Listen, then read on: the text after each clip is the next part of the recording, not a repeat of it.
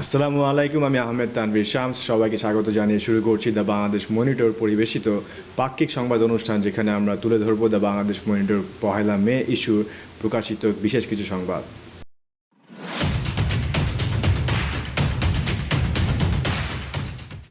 Corona মহামারীর ফলে পর্যটন মাস্টার প্ল্যান স্থগিত, চলছে পর্যটন বোর্ডের অন্যান্য কার্যক্রম। দেশের পর্যটন মাস্টার প্ল্যান, যা এবছর জুন মাসে বাংলাদেশ ট্যুরিজম বোর্ড কর্তৃক বাস্তবায়ন করার কথা, তা স্থগিত করা হয়েছে। পূর্বে এমন দৃষ্টান্ত অনেকবার পরিলক্ষিত হয়েছে দেশের আরেকটি পর্যটন সংস্থা বাংলাদেশ পর্যটন কর্পোরেশন দ্বারা, কিন্তু এবারে পর্যটন মাস্টার প্ল্যান সাময়িকভাবে স্থগিত করার পিছনে দায়ী করোনা মহামারী। 26শে এপ্রিল একটি ওয়েবিনারে একথা জানান ট্যুরিজম বোর্ডের সিইও জাভেদ আহমেদ। তিনি জানান, করোনা মহামারীর কারণে প্রজেক্টে নিয়োজিত বিদেশি পরামর্শকগণের নিজ নিজ দেশে ফেরত চলে যেতে হয়েছে, যার ফলে সাময়িকভাবে বন্ধ রাখা হয়েছে মাস্টার প্ল্যান বাস্তবায়নের কাজ। তবে ঠিকই চলছে পর্যটন উন্নয়নে ট্যুরিজম বোর্ডের অন্যান্য কার্যক্রম, জানান ট্যুরিজম বোর্ডের ডিরেক্টর আবু তাহির।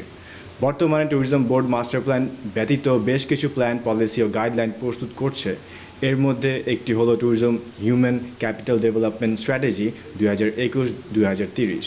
আরেকটি স্টাডি বাস্তবায়নে কাজ করছে ট্যুরিজম বোর্ড, যার নাম impact of COVID in tourism assessment and suggestion. প্রচারণামূলক কাজের জন্য বাংলাদেশ ট্যুরিজম বোর্ড একটি ওয়েব পোর্টাল প্রস্তুত করেছে, www.beautifulbangladesh.gov.bd। পৃথিবীব্যাপী পর্যটকদের মাঝে দেশের পর্যটন প্রচারের জন্য ট্যুরিজম বোর্ড একটি ডাটাবেজও তৈরি করেছে, যেখানে দেশের সকল পর্যটন স্থানসহ বিমান, হোটেল, মোটেল, পরিবহন, গাইড, ট্যুর অপারেটর, পার্ক ও অন্যান্য সাবসেক্টরের তথ্যও থাকবে, যাতে পর্যটকগণ এই ডাটাবেজ হতে ওয়ান স্টপ সলিউশন পায়। বিটিবি একটি মোবাইল অ্যাপও তৈরি করছে iOS ও অ্যান্ড্রয়েড উভয়ের জন্য। এই অ্যাপের মাধ্যমে পর্যটক শুধুই কোনো পর্যটন গন্তব্যের তথ্য নয়, বরং সেই গন্তব্যে বিভিন্ন সেবার বুকিংও দিতে পারবে। এছাড়াও ট্যুরিজম ইন্ডাস্ট্রিতে নিয়োজিত সকলের প্রশিক্ষণও দিয়ে থাকে বিটিবি। গত 3 বছরে পর্যটনের ও তার বিভিন্ন সাবসেক্টরের 3235 জনকে প্রশিক্ষণ দিয়েছে বিটিবি।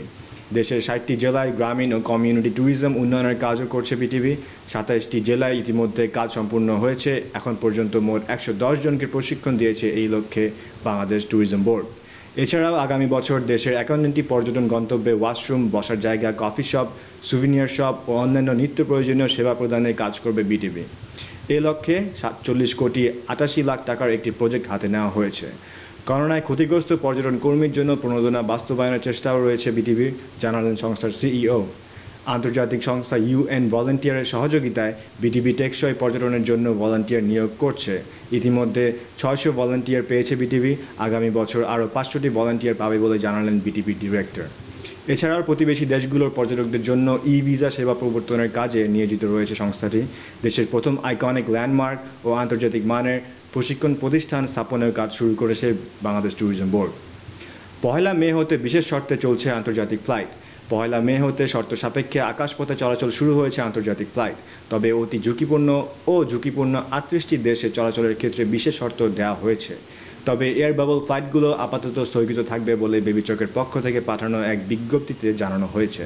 বেবিচক জানায়, বাংলাদেশে আসা ও দেশে থেকে যাওয়ার ক্ষেত্রে 10 বছর বয়সের নিচে শিশুদের বাদে সব ভ্রমণকারীদের করোনার পরীক্ষার নেগেটিভ সনদ থাকতে হবে। ভ্রমণের 72 ঘন্টার মধ্যে এই পরীক্ষা করতে হবে। Argentina, Brazil, Colombia, Costa Rica, Cyprus, Georgia, Bharat, Iran, Mongolia, Oman, দক্ষিণ আফ্রিকা ও টিউনিশিয়া থেকে কেবল বাংলাদেশি প্রবাসী বা নাগরিকেরা আসতে পারবেন। তবে এর জন্য দূতাবাসের বিশেষ অনুমতি নিতে হবে। বাংলাদেশ আসার পর 14 দিনের বাধ্যতামূলক প্রাতিষ্ঠানিক কোয়ারেন্টিনে থাকতে হবে। কোয়ারেন্টিনের জন্য সরকারের নির্ধারিত স্থান বা নিজ খরচে সরকার নির্ধারিত হোটেলে থাকতে হবে।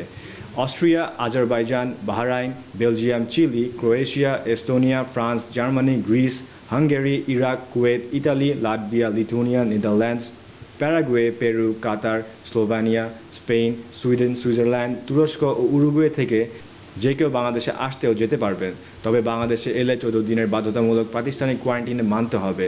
আর কাতার, বাহরাইন ও কুয়েত থেকে বাংলাদেশে আসা ব্যক্তিদের প্রথমে 3 দিনের প্রাতিষ্ঠানিক কোয়ারেন্টিনে থাকতে হবে। এরপর করোনা পরীক্ষা শেষে 11 দিনের হোম কোয়ারেন্টাইনে থাকতে হবে। বেবিচক বলছে, এই 2 তালিকার বাইরে থাকা দেশ থেকে বাংলাদেশে আসা যাবে, তবে ভ্রমণকারীদের করোনা নেগেটিভ সনদ রাখা এবং 14 দিনের হোম কোয়ারেন্টাইনে থাকতে হবে। কক্সবাজার ছাড়া দেশের সকল গন্তব্যে চলছে অভ্যন্তরীণ ফ্লাইট। 21শে এপ্রিল হতে কক্সবাজার ছাড়া দেশের সকল গন্তব্যে চালু হয়েছে অভ্যন্তরীণ ফ্লাইট।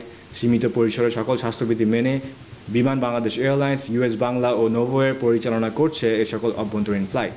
পতাকাবাহী সংস্থা বিমান ঢাকা থেকে চট্টগ্রাম, সিলেট, সৈয়দপুর, বরিশাল ও যশোর আকাশপথে অভ্যন্তরীণ ফ্লাইট পরিচালনা করছে।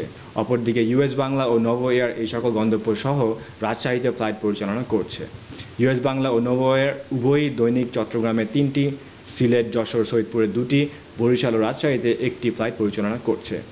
বাংলাদেশ সহ 4 দেশের উপর সিঙ্গাপুরের ভ্রমণ নিষেধাজ্ঞা। করোনা ভাইরাস সংক্রমণ বেড়ে যাওয়ায় বাংলাদেশ সহ 4 দেশের উপর ভ্রমণ নিষেধাজ্ঞা দিয়েছে সিঙ্গাপুর। বাংলাদেশ, নেপাল, পাকিস্তান ও শ্রীলঙ্কার নাগরিক সহ যারা এই দেশগুলোতে গত 2 সপ্তাহের মধ্যে অবস্থান করেছেন তাদেরকে সিঙ্গাপুরে প্রবেশ বা দেশের ভেতর দিয়ে যাতায়াতের অনুমতি দেওয়া হবে না। 1 মে হতে এই নিষেধাজ্ঞা কার্যকর হয়েছে, তবে সিঙ্গাপুর নাগরিকদের ক্ষেত্রে এই নিষেধাজ্ঞা প্রযোজ্য হবে না। পূর্বে ওমান ও সিচিলিসও বাংলাদেশের ওপর ভ্রমণ নিষেধাজ্ঞা আরোপ করে। দেশে ক্রমান্বয়ে করোনা সংক্রমণের হার বেড়ে চলায় যা এখন পর্যন্ত কার্যকর রয়েছে। বিস্তারিত জানতে ভিজিট করুন www.bangladeshmonitor.com অথবা দ্য বাংলাদেশ মনিটরের ফেসবুক পেজ। আজ এই পর্যন্তই, দেখা হবে আবার পরবর্তী ইস্যুর পর্যালোচনায়। সে পর্যন্ত আপনাদের মঙ্গল কামনা করে শেষ করছি আজকের অনুষ্ঠান। আল্লাহ হাফেজ।